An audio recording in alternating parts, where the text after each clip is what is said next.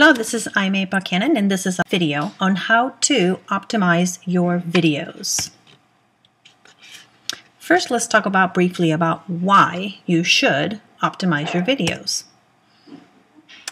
And the very most important piece is because Google can't read sound, at least as of the date of this post, and I'm sure that's coming around the corner pretty soon.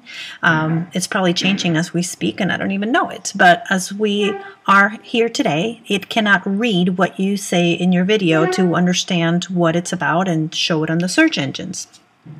So if you want to gain exposure and you want to gain traffic to your videos or to your websites, you want to make sure to tell not just Google, but the search engines what your video is about.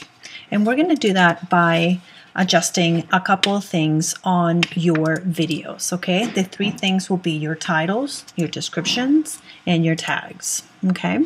So let's start with your titles.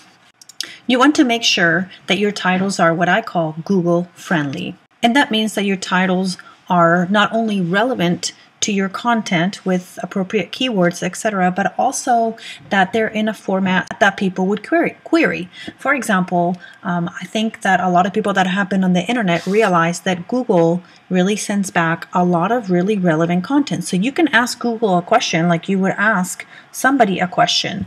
Instead of saying video business marketing on your query, a lot of people are actually just typing how to use video to market your business. So that's a Google friendly title, and this is going to return the most relevant result. Okay, now that has to do with your users, but that's really how people are using Google nowadays. So if one of your videos is titled how to use video for marketing your business, then somebody querying that particular sentence, your video is going to rank pretty high up if you have this optimized, okay? So with that, brings me to that first point that you see there. How-to videos are actually one of the most searchable items on the internet. People come to YouTube to look for how to do things on video more and more these days. So making how-to videos would be a really good technique as well.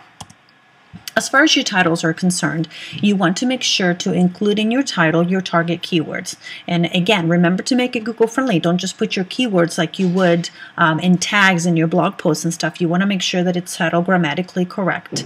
I'll show you in just a minute where those titles are. And then this is something that I learned new today from Maria, actually. And you can also highlight your keywords in a couple of different ways. Let's go to YouTube here really quick. I'll show you. Okay, so this is where you would put your title. Okay, this is where you would put your description. This is where you would put your tags, and this all will show up when you're uploading your video. So what I mean by highlighting, so you see the how-to, but let's say that your unique keyword is unique. This is just a kind of an example, but unique is one of your keywords. But you also want to make unique happy birthday video one of your long tail keywords. So you can enclose that in brackets like that, and that helps highlight your title to the search engines. Okay, so that's a quick example on that. Let's talk about descriptions, okay? So in your descriptions, this is what the search engines will read as well. And as you know, when you have a website, you also have a title for your website, and you also have a description. This works exactly the same way in YouTube. So you want your description to be relevant to the content of your video. I always start all of my descriptions, and I recommend that you did too, with the HTTP of your website, whatever that is. Optimally, it would be your hub, like your blog. So by typing HTTP, you won't see the hyperlink form in the description as you're in YouTube, but as soon as you upload that information, it'll turn into a hyperlink. The next thing you want to do in your description is you want to make sure that you include all of the keywords that you use in your title. Now, obviously, you may have more keywords than you can use in your title. You want to make sure that you include those in your description throughout the description. So it has to be somewhat grammatically correct, but just sprinkle it. You can also add other keywords that you didn't include on your title as well. But at the very minimum, you want to make sure that the ones you used in your title are in your description. And then you also want to make sure that that description is content rich with all of the keywords. So make it lengthier than just one sentence. And the third thing that we're going to look at is your tags, okay? So again, your tags, you're probably familiar with tags, but those are your keywords.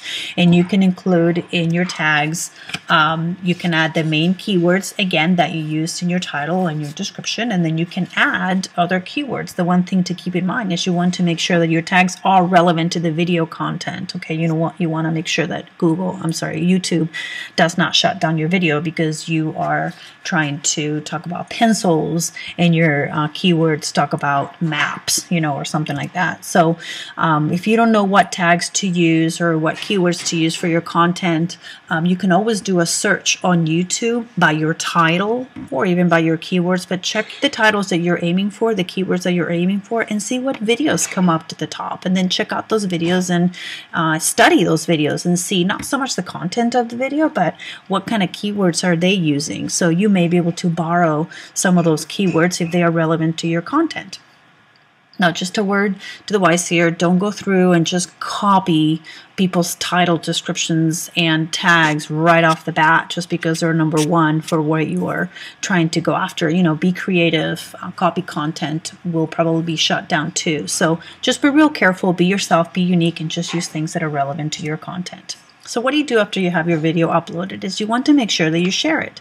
And a lot of people take their YouTube and they send the YouTube link to their friends or Facebook, which is totally fine to do. But here are some other ideas. Blog it. So what I do with my videos is I put a blog post on my website, take that video, here's my website. Okay, so I'll add a little blog post, about what this video is about, really short, doesn't have to be very long, and then add your video from YouTube. This one in particular is from Vidler, but you can add your video from YouTube or Vidler or whatever you syndicate your videos from. And then what you're going to do is you're going to go to your social media sites like Facebook, and also you can tweet your post link on Twitter that contains that video, and then use any other social media to syndicate your video instead of just sending the YouTube link. And that really helps because it brings visibility back to your blog. It helps you with those backlinks, and when you have a lot of traffic and a lot of backlinks, it also helps increase your ranking with the search engine. So that's another tip right there to not only help optimize your videos, but also help drive some traffic back to your blog. And remember, in the description of your video, people are going to see your website as well. So all of this together will help bring some visitors in. So I hope that you've enjoyed this video, that you found it valuable. Video marketing is definitely a really effective way to gain visibility and visitors on the internet. Again, this is Aymee Buckhannon. Thanks for watching, and I'll talk to you soon.